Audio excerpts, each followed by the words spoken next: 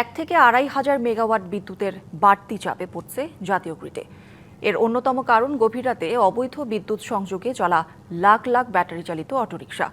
সরকারের শত শত কোটি টাকা বিদ্যুৎ বিল ফাঁকি দিয়ে চলা এই পুকুর চুরি নিয়ে ক্যামেরার সামনে কথা বলতে নারাজ বিদ্যুৎ বিভাগ। তবে গোপন ক্যামেরায় উঠে এসেছে চাঞ্চল্যকর তথ্য।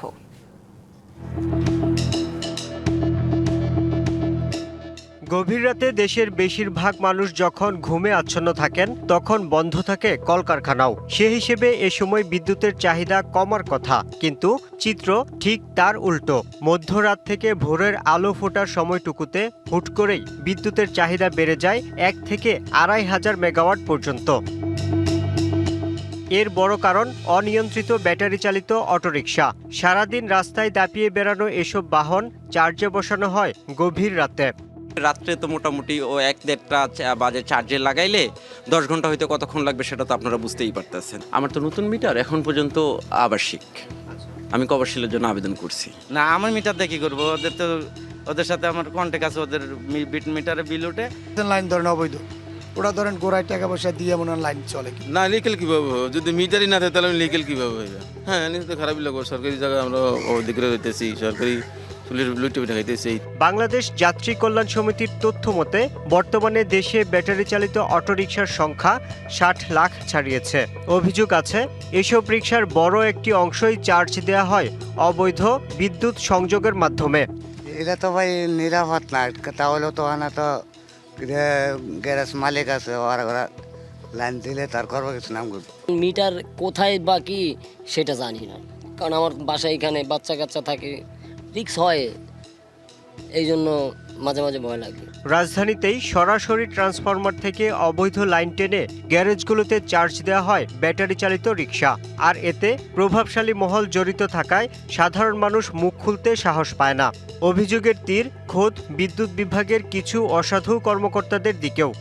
আসল কথা কবার দেয় তাহলে আমাদের কি করলাম, নাম কবার গেলে বাবার মনে হয়। কিছু কিছু গ্যারেজে আছে চোরা লাইন থাকে, এবং কারেন্টের লোকেরা 20,000 টাকা যেখানে বিল আসে মিনিমাম তারা 10,000 টাকা ছাড় দেয়, দিয়ে ওই লাইনটা সাপ্লাই করে।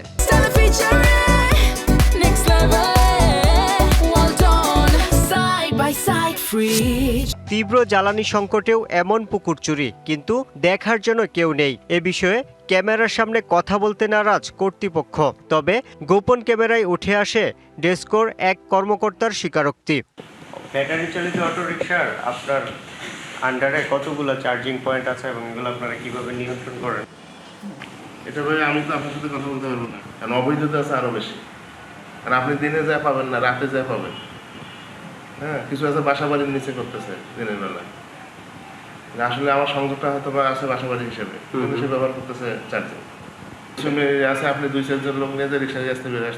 বিদ্যুৎ মন্ত্রণালয়ের বাৎসরিক নিরীক্ষা প্রতিবেদন অনুযায়ী 2024-25 অর্থবছরে অটোরিকশার চার্জের জন্য খরচ হয়েছে 927.57 মিলিয়ন কিলোওয়াট আওয়ার বিদ্যুৎ। তবে বিশেষজ্ঞরা বলছেন প্রকৃত চিত্র এর চেয়েও ভয়াবহ। খরচ হচ্ছে 7,000 মিলিয়ন কিলোওয়াট আওয়ারেরও বেশি। সারা দেশে নিয়ন্ত্রণহীনভাবে বাড়ছে ব্যাটারি চালিত অটোরিকশা। এসব রিকশার ব্যাটারি চার্জের জন্য তৈরি হওয়া অতিরিক্ত বিদ্যুতের চাহিদা এখনই সুশৃঙ্খল নীতিমালার মধ্যে আনতে না পারলে ভবিষ্যতে এটি বিদ্যুৎ খাতে আরও বড় সংকট তৈরি করবে বলে শঙ্কা বিশ্লেষকদের।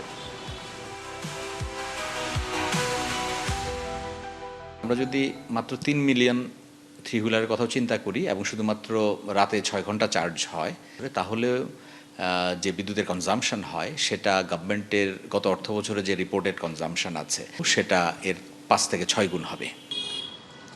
চোরাই লাইনে অটোরিকশা চার্জিংয়ের কারণে বছরে শত শত কোটি টাকার রাজস্ব হারাচ্ছে সরকার, যার খেসারত দিতে হচ্ছে বৈধ গ্রাহকদের। Yusuf Rana, DBC news, Dhaka.